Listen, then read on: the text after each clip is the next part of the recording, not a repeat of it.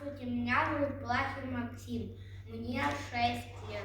Я хожу в подготовительную группу Аленка детского сада Искорка. Много в любимом городе, и названия у них все разные. Это улица Федора Попова, смелого сына народа Саха. Мы с мамой после садика шли домой.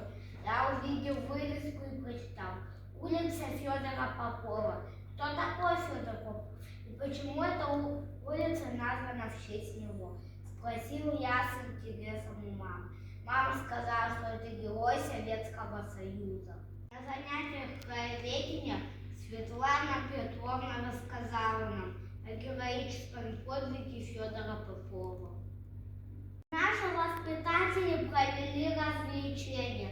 Герой смелый, храбрый и умный человек. И я убедился, что с таким качеством каждый солдат может стать героем. Наша группа тесно сотрудничает с библиотекарем имени Белинского. Галина Анатольевна рассказала нам о жизни и семье Федора Попова. Матрона Михайловна тоже наш воспитатель. Родом из Нгино-Кангаларского района. Она установила связь с родным поселком героя. И работники